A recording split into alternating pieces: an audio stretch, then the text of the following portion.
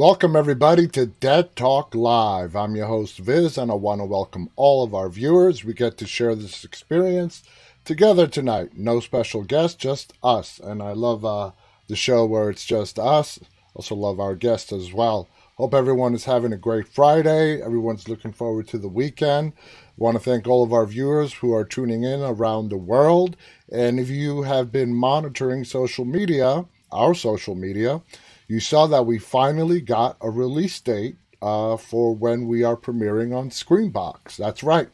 Friday the 13th, this August, in just 2 weeks. Friday the 13th, 2 weeks from today, we will be premiering on Screenbox. And we're all very stoked about that. Just got the information about 2 hours ago.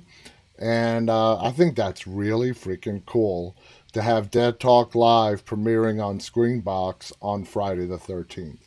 I mean, it's perfect. I think it's perfect. Want to welcome Khaleesi, Cece Weezy, Lisa is joining us, Colette, Emir, Annie, Zoe is also with us, Lindsay is joining us from Canada, Philip is joining us, Oz is with us. Love the floating love hearts, guys.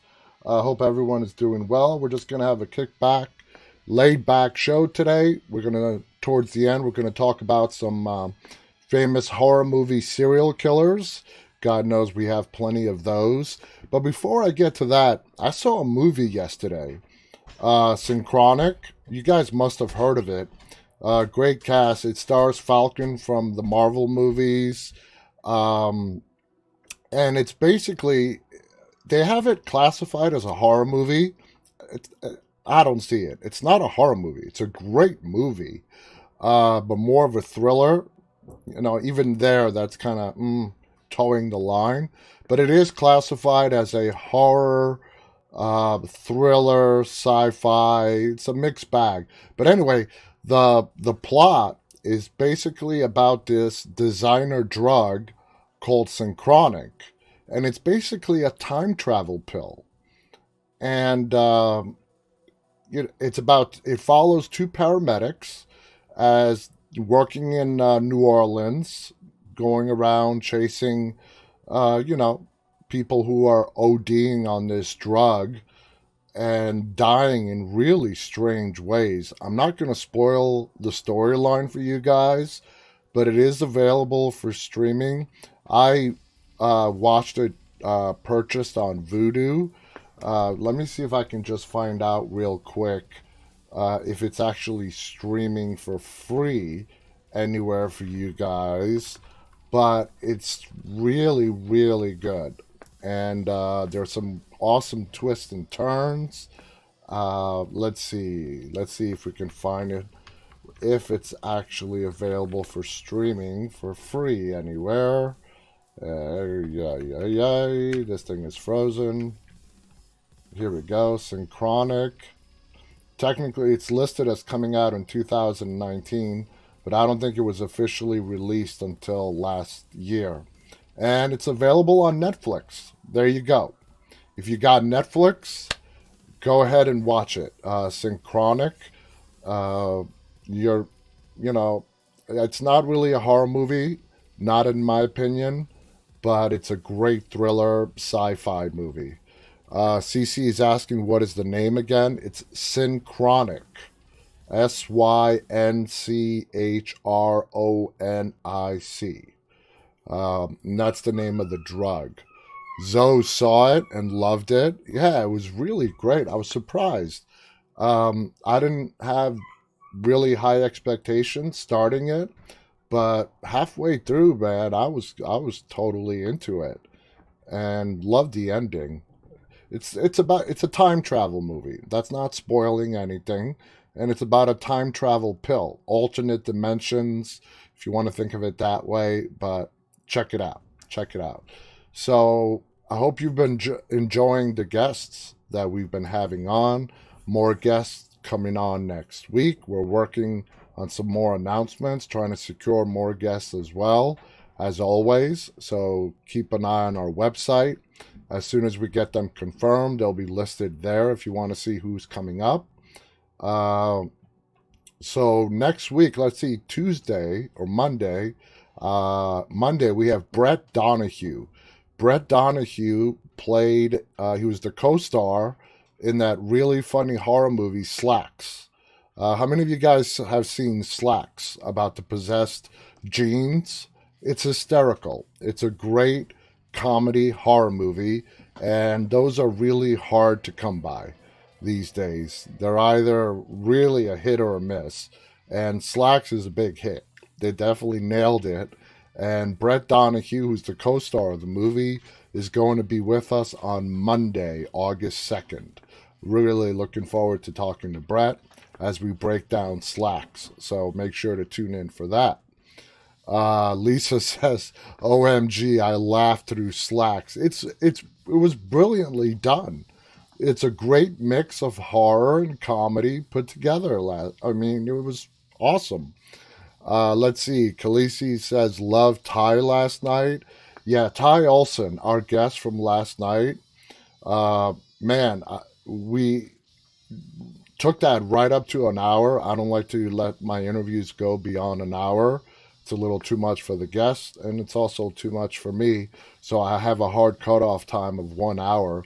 But man, talking to Ty Olson last night and hearing his experiences in the Planet of the Apes franchise, especially in the last one, War, for the Planet of the Apes, and just I loved how he shared how the CGI was done, and those were real actors portraying the apes.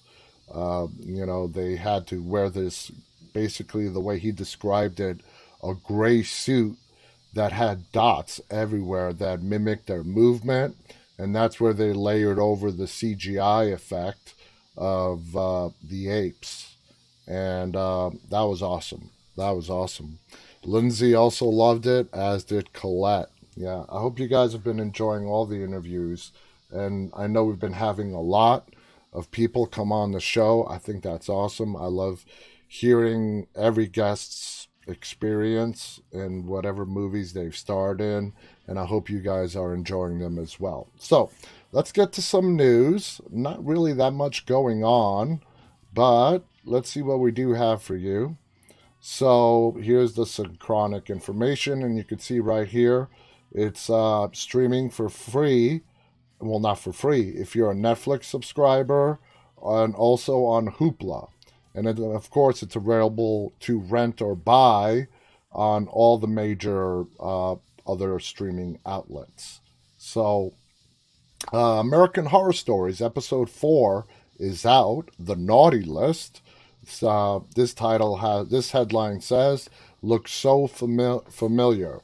American Horror Stories, the spin-off of the very popular American Horror Story, has been offering up smaller bites of horror for a couple of weeks. The latest episode, currently available for streaming on FX on Hulu, focuses on a group of young social media influencers living in a content house. Think offline TV, for example. Barry turns out to be the group's lone voice of reason when its leader, Zinn, played by Nico Greentham, decides to take some footage of a jumper at a suicide bridge. Shockingly, this puts off a bunch of their viewers. Barry continues to try to get these guys to do the right thing as they try to get back their followers with other additional mean-spirited content. The nerdy, ineffectual Barry is played by Kevin McHale. You may recognize him from a few high-profile acting gigs he's done in the past. Early in his career, he had guest stints on a couple of Nickelodeon shows, as well as in The Office, where he played an unnamed delivery kid. He had guest starring roles in shows like Elite, and he was in the TV miniseries When We Rise. He's also a musician who released an independent EP called Boy in 2019. Anyway, going on to the story, the most likely place you'll have seen the actor face is on Glee. He played Artie Abrams, the wheelchair-bound singer, and William McKinley High School student who also had a nerdy appearance. He had plenty of solo performances on his 6 seasons on the show. Now, this is all about him. We want to get to the episode. There were a lot of these out there, but let me get a better article here on last night's American Horror Story. Bear with me here as I do my search, because there were so many of them. I want to actually talk about the episode. No disrespect to the actors, but I don't want to ruin the ending. Here we go. Now, basically, the majority of, just going off the headlines, a lot of people did not like yesterday's episode for some reason. I thought it was funny. Not funny, I thought it was really good. So, let's see what we have here. So, the action started, let's see, make sure, episode 4, again, called The Naughty List. The 4th episode, called The Naughty List, boasted legendary character actor Danny Trejo as Santa. The action started at the Bro House, which is a group of social media influencers in their 20s who all live together and make obnoxious content for YouTube and other platforms. Very realistic there. In case you're wondering, this is a real thing. There are a lot of wealthy influencers who have started a little content houses where they live together to get into shenanigans to put on YouTube. Netflix is even making an unscripted series about one. The influencers here were Zin, Wyatt, James, and Barry, a bunch of dude bros who were known working out, doing coordinated dances, drinking copious amounts of alcohol into their intro montage. Their motto is YOLO Brolo. That's all you need to know about them. Also, it was established early on that Zin is the leader, and he isn't very nice to Barry, the house nerd. 5 days before Christmas, the Bro House dudes were camped out under a bridge that looked suspiciously like the setting for the big race in Greece.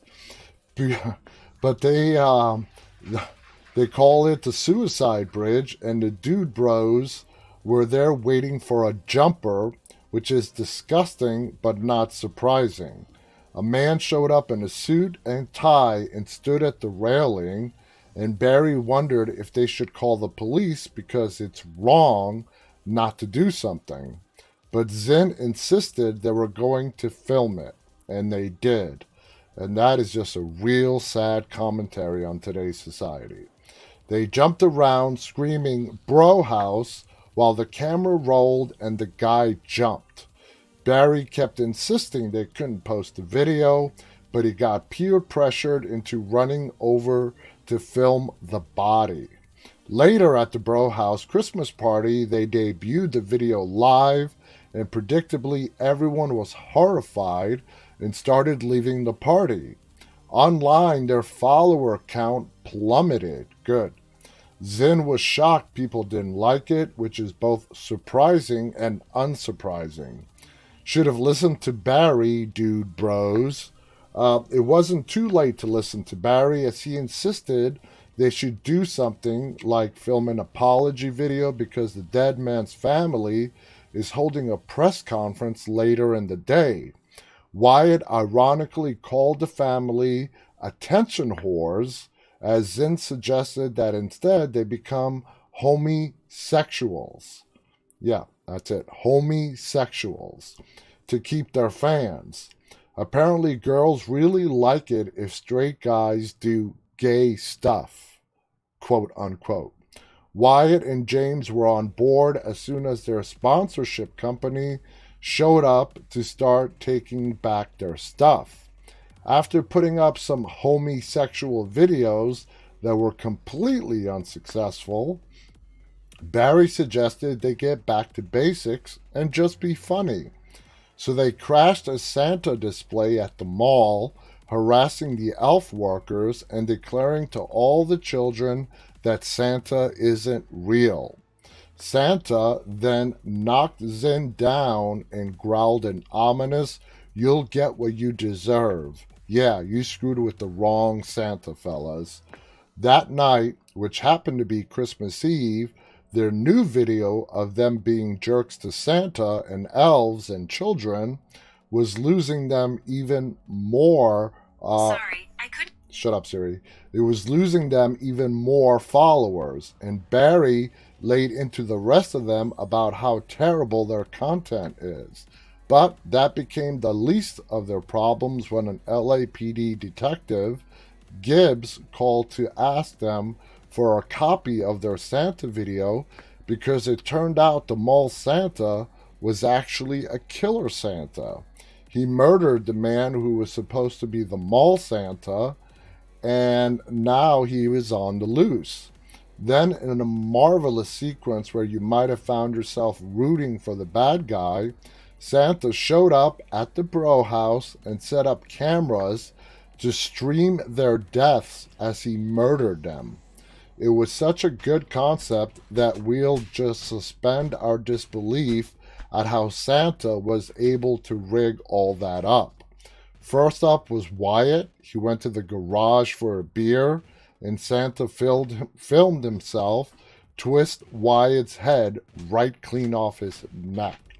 The other dude bros then got to watch the carnage after Santa uploaded the video, and at first, they and their followers all thought it was a prank, until Zin went off to find Wyatt, and Santa beat him with a club, trussed him up with the Christmas lights, and threw him into the swimming pool where he was electrocuted. Meanwhile, Santa linked the death video to a news story about how the real legend of Santa stems not from any saint, but from a pagan figure called Wild Man, who would go around punishing bad people. Turns out Anya from Buffy was right after all. Barry and James read up on it and started to think there might actually be a real threat. So they tried to escape, but Santa was on the roof with a crossbow and took out James with one right through the neck. Barry got shot in the leg, but managed to crawl back inside the house. His phone was dead, obviously. Very horror movie trope right there. So he started posting on their faux YouTube channel that the guys were dead and he needed help, begging people to call 911. But guess what? Nobody would believe him. And just as they hit 5 million subscribers and Bing Crosby's Silent Night began playing, Santa lit Barry on fire and he died in the swimming pool. Before he left, Santa decorated the Christmas tree in the Dude Bros' dismembered body parts, and God bless us, everyone. The cliffhanger for this episode, which is something the show has been ending each week with so far, showed Santa lying in wait to kill another mall Santa to keep his reign of terror alive. Episode 4 definitely had a different feel to it than the first 3 episodes. It was markedly less scary and a lot more fun in an American Horror Story kind of way. It almost felt like an episode of Black Mirror with its commentary on social media and influencers. It will be interesting to see if this series as a whole ends up with more of the scary episodes or more of the dark humor episodes. Personally, I think we're going to get a nice mix of both of them. So that's the latest American Horror Stories episode, The Naughty List, which is episode number 4. So Khaleesi says, now I have to watch. Love it. Colette says, what a lovely Santa. Yeah. You just got to be careful, And we started this last week, doing a little bit of trivia. I really enjoyed it. These were some hard-ass questions. So we're going to do a little trivia every now and again throughout this hour. So let's do a little bit of trivia. keep you guys on your toes.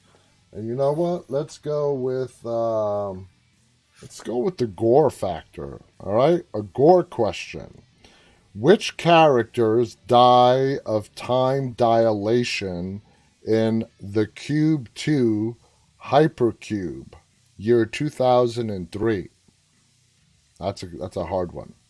Which characters die of time dilation in the movie The Cube 2 Hypercube, 2003? Any guesses? It's two of them. Colette passes. It's a boy and a girl. No guesses? Pass. The answer is Max and Julia. Lisa writes never. Oh, Efrain got it. Yeah, he chimed in just after I said the answer, but he actually typed it in. There is a 5-second delay on every live stream. But let's do another one.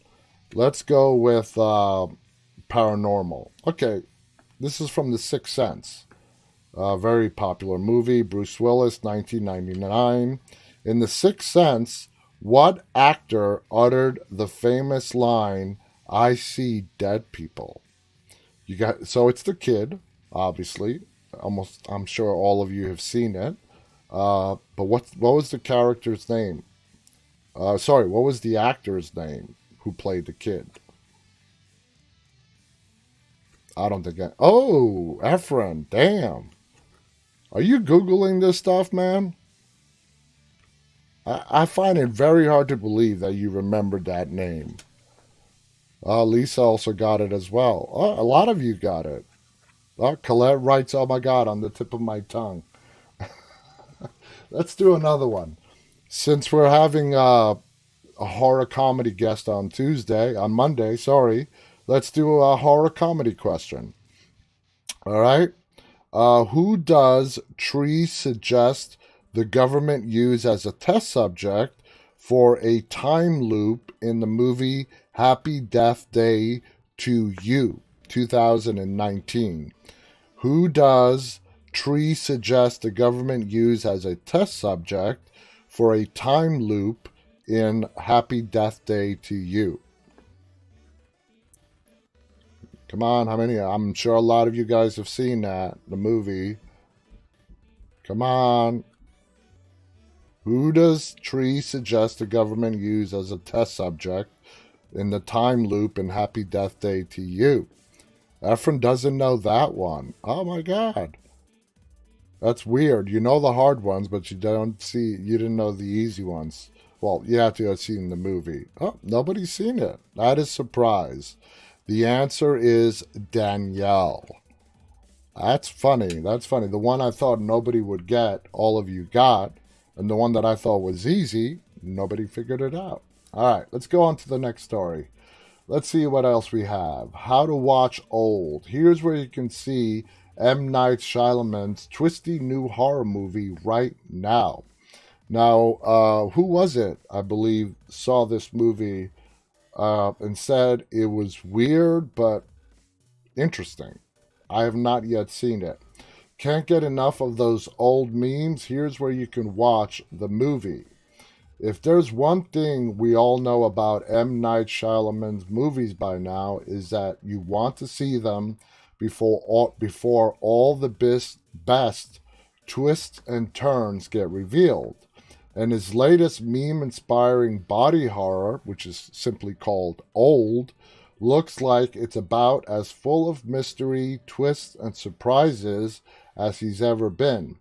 Per the official, rather ambiguous synopsis, the new thriller follows a family on a tropical holiday who discover that the secluded beach where they are relaxing for a few hours is somehow causing them to age rapidly, reducing their entire lives into a single day. The film stars a heck of an ensemble as the rapidly aging family and their fellow nightmare beach dwellers, including Gael Garcia Bernal, Vicky Krieps, Rufus Swell, and a whole bunch of other people. If you are wondering where you can watch Old right now, when to expect it on video on demand, and which other Shyamalan movies are streaming, check out our handy guide below. So, is old streaming online right now? No. Universal Pictures released Old exclusively in theaters on July 23rd, a week ago. It is not currently available on streaming. But as we know, what the latest model is, since movie theaters have actually opened up, the movies that are lucky enough to get a theatrical release, it is not too long after that theatrical release that they do become available to either rent or buy on video on demand. Now, Shyamalan's original thriller beat out some stiff franchise competition in Snake Eyes, G.I. Joe Origins, Space Jam: A New Legacy to become the #1 movie at the box office, delivering the first real box office upset since the theaters reopened in 2021 with a 16.8 million opening weekend haul. Now, I just want to use that as a comparison. We are in the middle of what used to be the big movie season. Starting from Memorial Day straight through to Labor Day is when all the big box office hits would come up. I mean, it's been like that for as long as I can remember. Now, of course, when COVID, that has changed. Now a movie that is released this time of the year, and if you could bring in a good 20, 15, $20 million, it's a success because of limited seating capacity. Not all movie theaters are open the way they used to be before. Only, few are open, to be honest. But anyway, that just shows you the state of play the world is right now, where if a movie does have a theatrical release and it can bring in 15, 20, $25 million, it's a success. Now, I want to talk about a story that I read several days ago. It's about Scarlett Johansson. She's Black Widow in the Marvel cinema universe. Her movie, Black Widow, which was scheduled to be released last year, was released like 2 weeks ago. Now, she is suing Disney. And I'll try to explain this as best as I can, at least as best as I understand it from reading the article. When Scarlett signed her contract to star in Black Widow, a big stipulation was that it was going to have a theatrical release and she was going to get proceeds, a percentage from the theatrical release.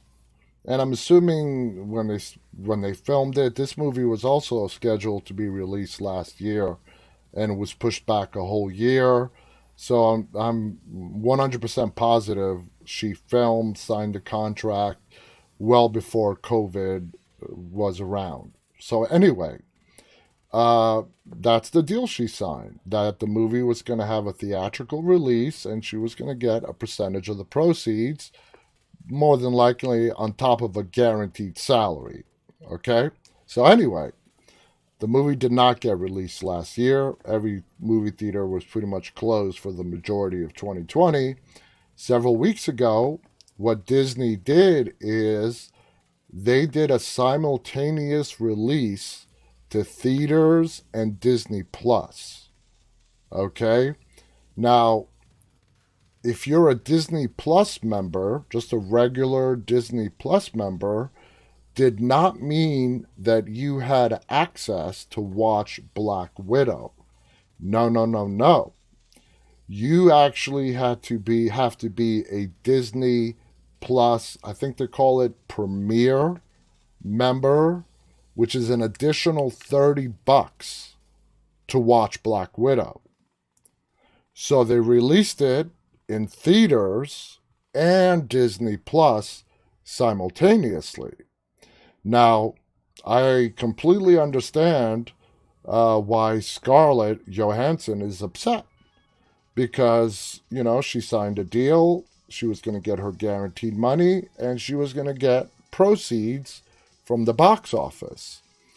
Now, she is suing Disney because they released it simultaneously to streaming and theaters. And even though it doesn't specifically say this in the article that I read, I'm pretty sure because COVID did not was not on anyone's mind when she signed the contract and filmed the movie. Did she or anyone else anticipate that this movie would simultaneously get released to Disney Plus? I mean, I guarantee you, it was nowhere in the frame of thinking of Disney or even Scarlett. So obviously, a lot has happened, and Disney did the simultaneous release. And she is suing Disney because I can almost guarantee you that in her contract, it states that she doesn't get any proceeds from Disney Plus. And the movie has made a lot more money through Disney Plus than movie theaters. So you can understand why she's upset. All right? She expected the studio to live up to its contractual obligation. Yeah, even if it was done before COVID existed, they still have to live up to their contract. And by them doing it differently, yeah, you could say they honored the contract by releasing it to theaters, but then they also released it to Disney Plus, which meant that the people, those who really, really wanted to see the movie and did not want to wait a month or two for a streaming release, had to go to the movies. Now they had the option, $30, invite a couple of your friends over, have everybody chip in, and you get to watch Black Widow. So, and she doesn't get any of that. So, yeah, I can totally see her point in the lawsuit, and I don't blame her one bit for doing what she did. But it's just another example on how movie studios, production companies, distributors, big studios, small studios, doesn't matter. They're all trying different formulas to see how they can keep revenue coming in. Uh, this formula was simple for a long time before COVID. A movie comes out to theaters, depending on how successful it is, determines how long it stays in theaters, and then gets pulled. A couple months later, you get the streaming Blu-ray release. That's it, done deal. It was very simple. Well, that model doesn't work anymore. All right, COVID, as I've said many, many times before, has accelerated uh, the path that this industry was going down. And it caught studios off guard. They just were not prepared to do this, at the rate that COVID made it happen. I mean, I'm sure, at least I'm hoping they knew that this was heading that way. Streaming services were going to become the dominant way to watch new movies. And, $30 to watch Black Widow? No, I'm sorry. I want to see the movie just as much as anybody else, but I'm not paying $30. I'm not. And I'll wait till it gets released to Disney Plus regular, but I'm not paying $30. I'm not, Other studios are trying $20 movie rentals. I've seen that. I did that with Spiral. Uh, I really debated it. I really wanted to see Spiral, so I'm like, fine, I'll fork out the $20, which I really really debated. I have no problems paying $20 to buy a movie, but paying $20 to rent a movie to which you only have access to for 48 hours. Yeah, yeah. Anyway, this is going to be going on for a while, and I've said this a while ago as well. you're going to be seeing a lot of mergers. It's already started to happen. I forgot which two studios already merged. This rate of streaming services popping up, and there's no way, people are going to be subscribing to 20 different streaming services to watch what they want to watch. So you're going to see a lot of mergers coming up. And I presented this question to a lot of my guests, and they all agree. It's the way it's moving forward right now. Where literally every television station, every studio has its own streaming platform. And with that streaming platform, they have their own separate free. It's not going to work. It's not going to work. Streaming it has overtaken cable. At least for me, I pay for cable TV. But when I sit down at the end of the day to watch some TV, I just go straight to my Apple TV or Roku and check out what's on the streaming services. I may then occasionally go and check what, is on the DVR from cable. But you're going to see a lot of that. Hey, Andrew Valentine is with us. Welcome, Andrew. Good to see you back on the show. Hope you're doing well. Let's see. A lot of you guys agree about the money that they're asking for. CC writes $30. That's outrageous. CC also writes contract loopholes. That's exactly what that is.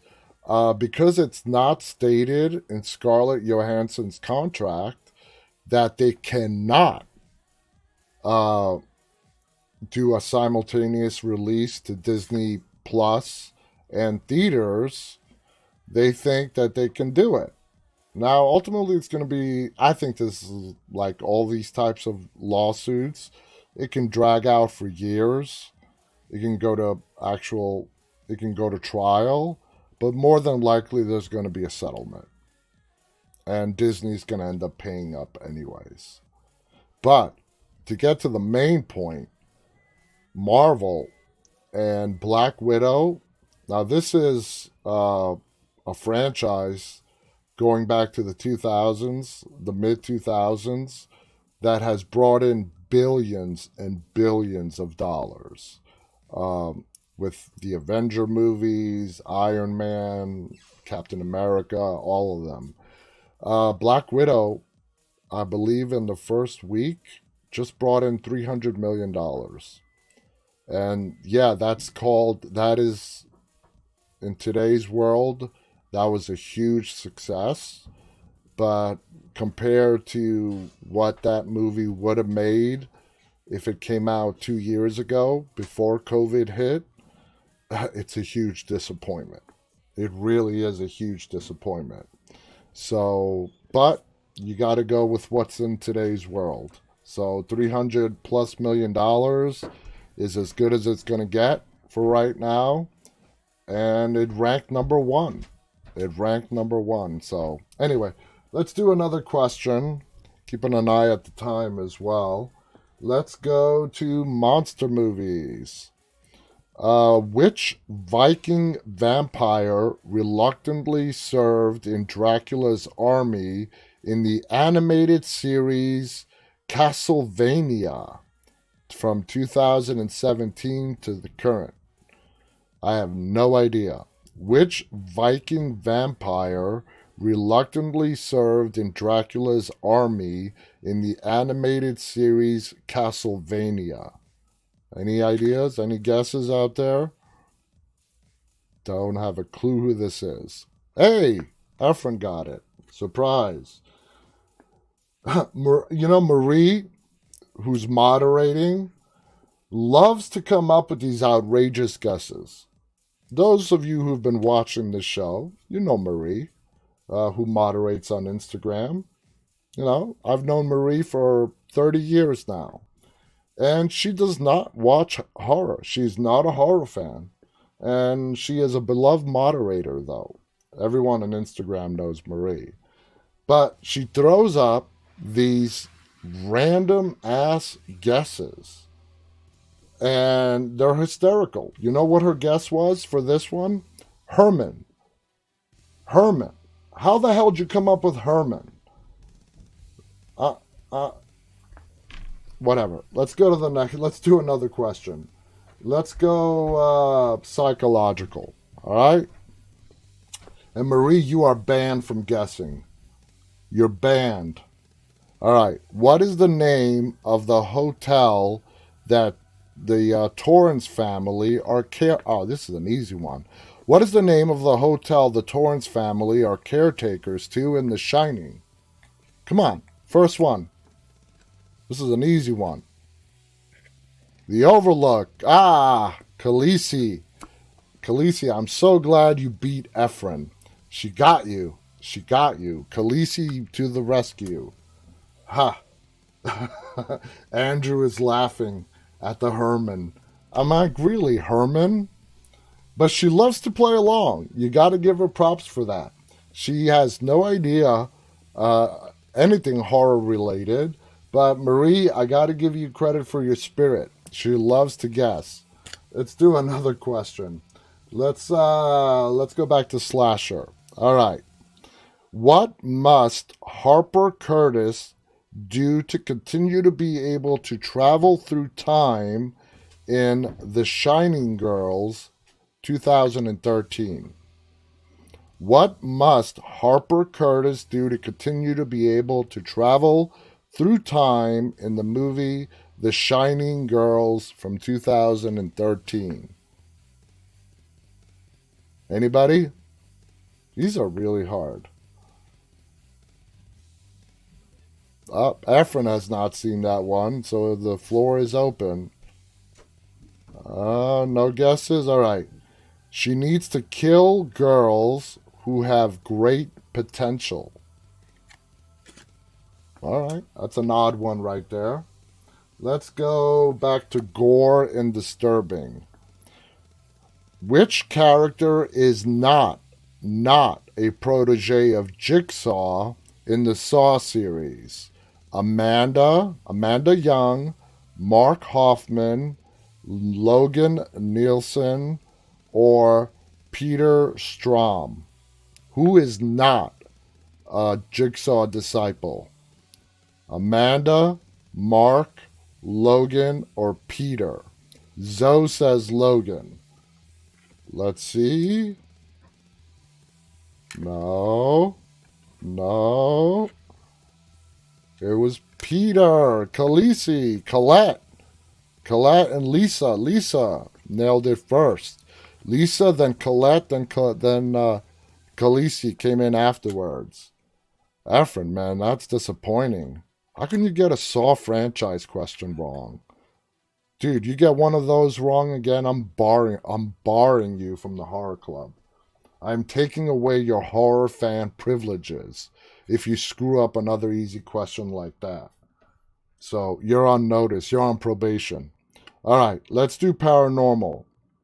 The paranormal ones are really easy. All right, and of course, The Omen, 1976. For what country is Richard Thorne the ambassador to Great Britain? Really? So Richard Thorne is the I can't say that word, ambassador for what country to Great Britain? Come on, America. There you go, Colette. America, the United States. Easy one right there. I don't know why they make these paranormal questions so easy. Either they're too easy, or you all know I'm a big paranormal horror fan, and I just know all of them. Let's go to, you know what? Let's do comedy again. Oh, wait. All right. All right. Whose foreskin does Dr. Marshall believe impregnated Victor's mother in Choke 2001? Whose foreskin does Dr. Marshall believe impregnated Victor's mother in Choke? I have no idea. I didn't know foreskin can impregnate someone.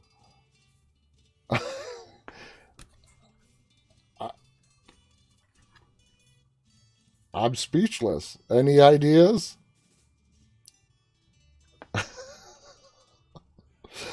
I'm trying to see if I read this right. Yeah. Whose foreskin does Dr. Marshall believe impregnated Victor's mother in Choke from 2001? Anyway, the answer is Jesus. That's some whacked out shit right there. I mean, that's just whacked. All right. We'll get to some more questions, but let's start on our horror movie serial killers. All right. Of course, any serial killer topic, number one on the list. Not in terms of being the worst, but maybe time wise. Norman Bates, 1960, Psycho, Alfred Hitchcock. Michael Myers, and all the different movie versions that we have seen him in, but it all started in 1978 with the murder of his teenage sister at the tender young age of 6. Also known as The Shape, became mythic in essence, turning into the Boogeyman. And that's what makes Michael Myers so damn scary. And I loved Rob Zombie's 2007 Halloween, but what he did with the second movie that I did not like is that he took the boogeyman mystique out of Michael Myers.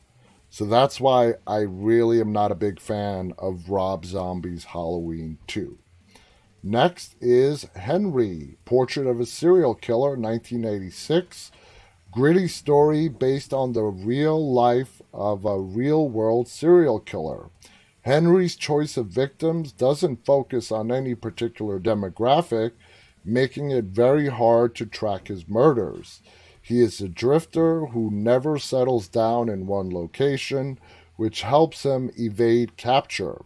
Henry is prone to attacking anyone, be it friend or lover, making him even more untrustworthy. All right, Francis Dollarhide, Manhunter or Red Dragon, from the movie Manhunter, Red Dragon, as well, which is part of the whole Hannibal storyline. And Francis was also part of the last season of Hannibal, the TV show. Basically, this guy was just batshit crazy, and he thought he was transforming into a dragon.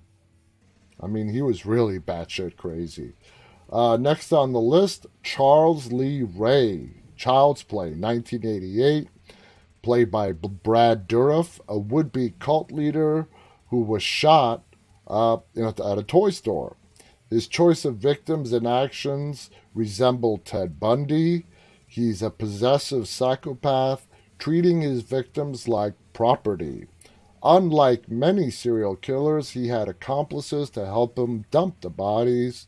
The accomplices assisted in his downfall, leaving him for the police. And basically, when he was cornered and captured, he put his soul into a doll. You know, the good guy's doll, Chucky. So that is how Chucky was born.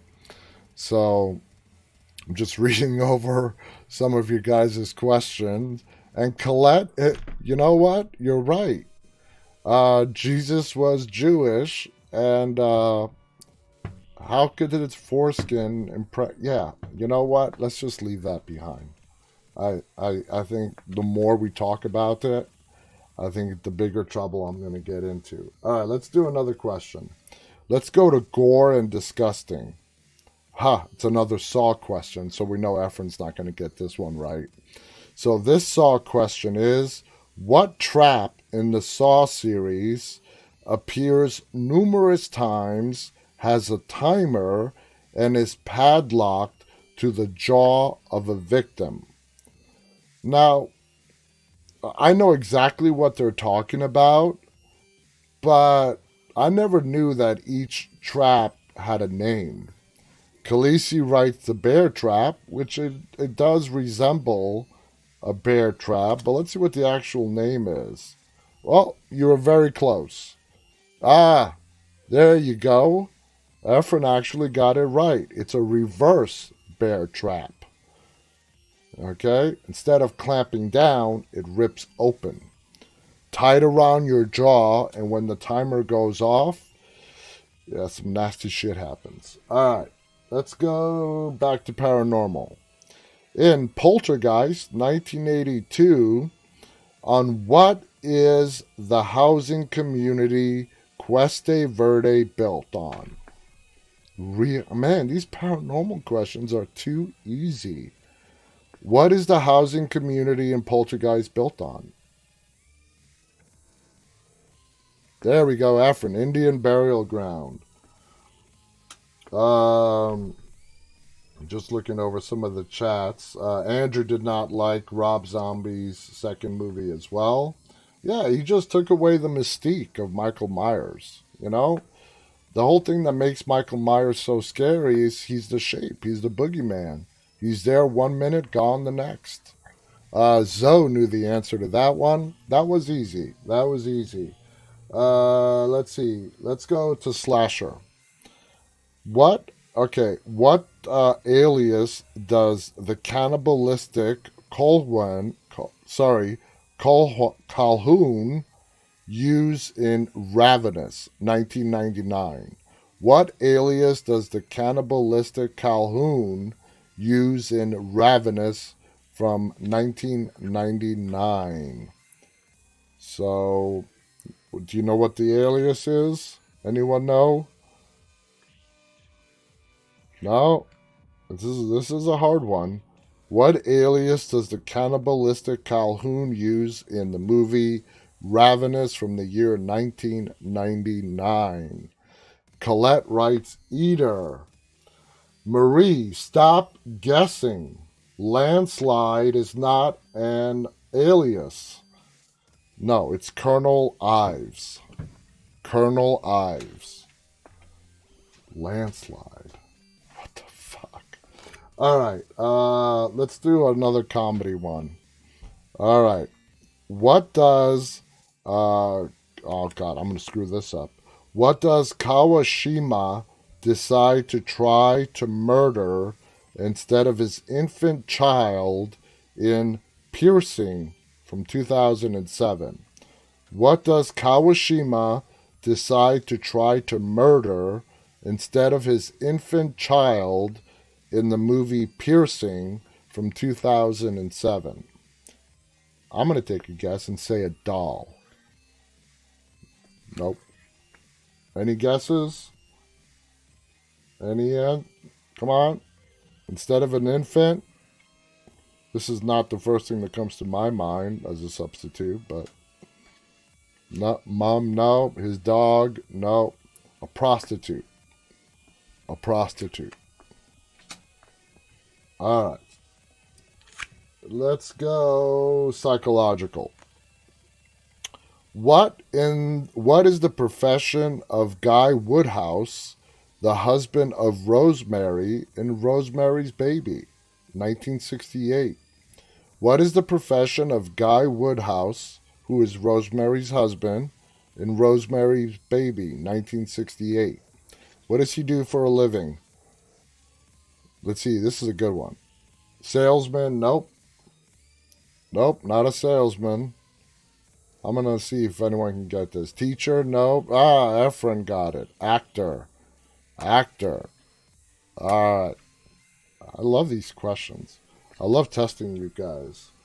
I also love learning this information as well. Alright. Slasher. Alright. This is easy. Who directed Silence of the Lambs? 1991. Who directed Silence of the Lambs? Come on.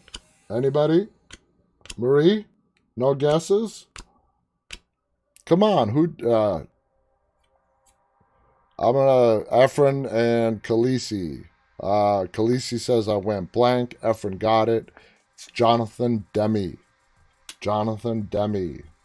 He won the Oscar for that year, didn't he? I know that movie won Best Actor, Best Actress, whole bunch of Oscars, which was groundbreaking for a horror movie. And it still is. Horror movies don't really get the attention they deserve when it comes time to award season. All right, let's do paranormal. All right, Sinister.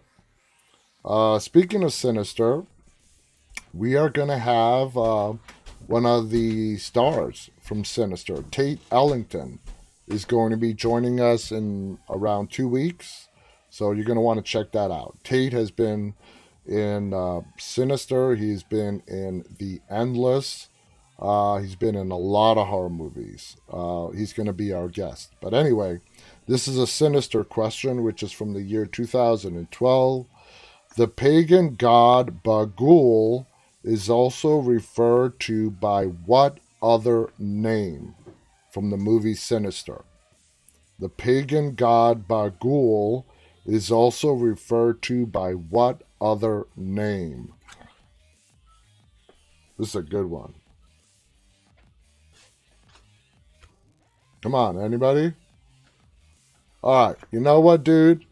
I know you're cheating. Efrain got it again. Mr. Boogie. You're Googling this stuff. Because no one has that good of a memory. I did not know that. You have to be Googling this stuff. Let's try one more. Let's find a good one here. Alright, let's do gore and disturbing. As of 2018, The Thing from 1982 was one of how many collaborations between Kurt Russell and John Carpenter? I can think of two right off the bat. As of 2018, how many times has John Carpenter worked with Kurt Russell? Damn, I didn't think that was that much. Damn. Colette says 4. Efrain says 3. No, you guys are going to be surprised. It's 5.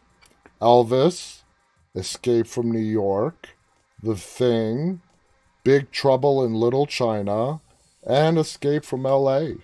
I didn't know there was that many either. Anyway, guys, we are out of time. I had a lot of fun. Thank you guys for tuning in. I hope everyone has a great weekend.